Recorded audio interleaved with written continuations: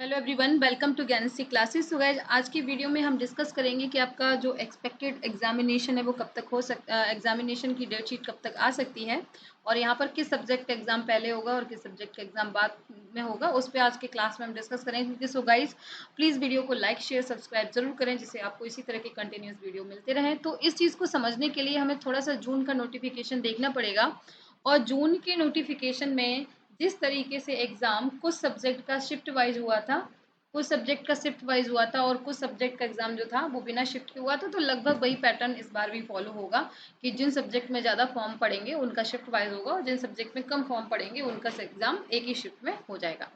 अब हम बात करते हैं कि यहाँ पे किन सब्जेक्ट्स को ये पहले लेंगे और किन सब्जेक्ट्स को बाद में लेंगे।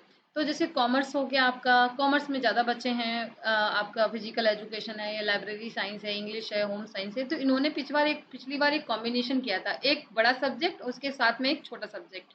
जैसे आप देखेंगे कि कॉमर्स के बहुत बच्चे हैं पर फिजिकल एजुकेशन और लाइब्रेरी साइंस के कम स्टूडेंट हैं, तो एक ज़्यादा और उसके साथ एक कम, यानी कि जो भी बड़े बड़े सब्जेक्ट हैं वो इस बार भी पहले हो जाएंगे।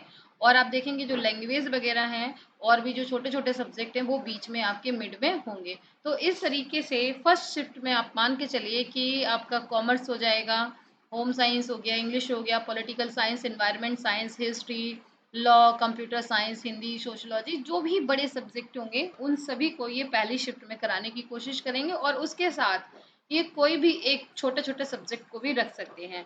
इससे क्या होगा कि बहुत सारा जो एग्ज़ाम, क्योंकि इस बार बहुत बड़ा टाइम तो नहीं लिया है कि 6 से लेकर 22 दिसंबर के बीच में ही सारे एग्जामिनेशन होने हैं, तो इसलिए इसमें आप मान के चलिए कि इस तरह के जो एग्ज़ाम है वो फर्स्ट शिफ्ट में हो जाएंगे। अगर हम फेज़ वन को देखते हैं कि फेज़ वन कहाँ तक जा सकता है, तो 6 से लेके 10 तक या 11-12 तक हमारा फेज़ वन जाएगा और 11 के बाद जो होगा वो हमारा फेज़ टू स्टार्ट होगा। तो फेज़ टू में जो सब्जेक्ट हो सकते हैं बिल्कुल एक्सपेक्टेड है, तो ये आपके फेज़ टू में आप जैसे आपका एजुकेशन हो गया, ज्योग्राफी हो गया, फिलोसफी हो गया, इकोनॉमिक्स हो गया, बंगाली, जितने भी ये लैंग्वेज वाले सब्जेक्ट हैं, या यहाँ पर कंप्यूटर साइंस है या आपका जर्मन है, इंडियन नॉलेज सिस्टम है, ये जो सारे एग्जाम है वो आपके सेकेंड शिफ्ट में सेकेंड फेज में जा सकते हैं।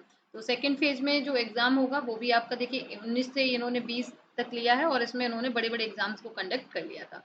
और ये जो आपका फेज टू होगा ये इस बार जो होगा ये 4 डेज का जाएगा और इसमें और भी सब्जेक्ट ऐड हो जाएंगे जो पिछली बार फेज थ्री में हुए थे वो भी यहाँ पर फेज टू में कंप्लीट हो जाएंगे। तो इस तरीके से गाइस ये एक एक्सपेक्टेड है जिस पे हम मान के चल रहे हैं कि, तो हम मान के चल सकते हैं कि इस तरह का आपका एक एग्जामिनेशन शेड्यूल हो सकता है जो एक एक्सपेक्टेड है मेरी तरफ से। बाकी इसके अलावा अगर आपका कोई क्वेरी है, कोई क्वेश्चन है, तो आप पूछ सकते हैं।